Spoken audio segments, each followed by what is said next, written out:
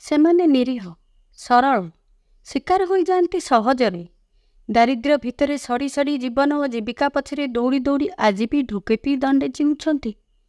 ଅଥଚ ଏଇମାନଙ୍କୁ ମିଳୁଥିବା ଖୁଦକଣିକା ଉପରେ ମାଳ ମାଳ ଶାଗୁଣାଙ୍କ ଆଖି। ସହଜରେ ଠକି ହୁଏ ଏଇମାନଙ୍କୁ। ପ୍ରତିବାଦ କଲେ ମିଳିମିଶି ଚାପି ଦିଅନ୍ତି ସେମାନଙ୍କ ଗଳାକୁ। ସେଇ ନିରୀହ ସରଳ ମଣିଷମାନଙ୍କ ଅଧିକାର ପାଇଁ ମୁଁ ସ୍ୱର ସେମାନଙ୍କ ଗଳାର। ମୁଁ ବରଡ଼ିପଲ୍ଲୀ ପ୍ରାଥମିକ ବିଦ୍ୟାଳୟ କହୁଛି। ଶିକ୍ଷା ବିଭାଗର ଅଧିକାରୀ ଟିକେ ଶୁଣିବ କି ଦୁଃଖ ମୋର। ନିଜେ ଆଲୋକିତ ହୋଇଅଛ ତୁମେ ମୋ ଚାରିପଟ ଅନ୍ଧାର। ସତ କହିବ କି କେବେ ମୋ ଉପରେ ତୁମ କୃପା ଦୃଷ୍ଟି ପଡ଼ୁଛି। ମୁଁ ବରଡ଼ିପଲ୍ଲୀ ପ୍ରାଥମିକ ବିଦ୍ୟାଳୟ କହୁଛି। ବୁଗୁଡ଼ା ସହର ଅତି ନିକଟରେ ମୋର ଅବସ୍ଥିତି। ପ୍ରଥମରୁ ପଞ୍ଚମ ଶ୍ରେଣୀ ପାଇଁ ମାତ୍ର ଜଣେ ଶିକ୍ଷୟିତ୍ରୀ।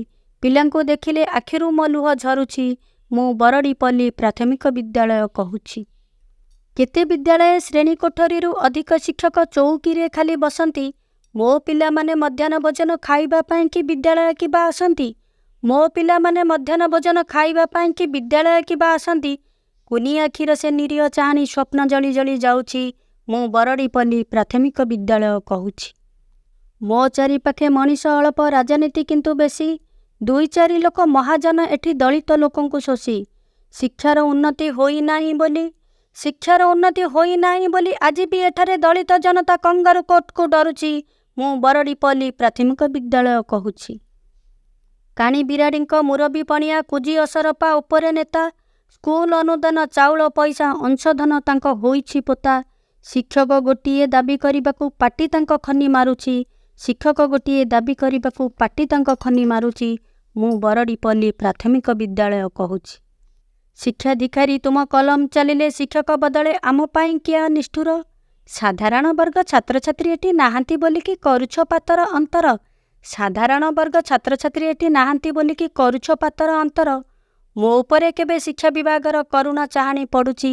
ମୁଁ ବରଡ଼ିପଲ୍ଲୀ ପ୍ରାଥମିକ ବିଦ୍ୟାଳୟ କହୁଛି। ଶିଶୁ ଦିବସରେ ମୋ ଶିଶୁଙ୍କ ପାଇଁ ଶିକ୍ଷକଟିଏ ମାଗୁଛି। ମୁଁ ବରଡ଼ିପଲ୍ଲୀ ପ୍ରାଥମିକ ବିଦ୍ୟାଳୟ କହୁଛି। ଧନ୍ୟବାଦ। ମୁଁ ସ୍ୱର ସେଇମାନଙ୍କର, ଯାହାର ଗଳାକୁ ଦବାଇ ଦିଆଯାଉଛି, ଯାହାଠାରୁ ସ୍ୱାଧୀନ ଭାବେ କଥା କହିବାର ଅଧିକାର ଛଡ଼ାଇ ନିଆଯାଉଛି। ମୁଁ ସ୍ୱର ନିଜ ଅଧିକାରରୁ ବଞ୍ଚିତ ହେଉଥିବା କୁନି କୁନି ଶିଶୁମାନଙ୍କର।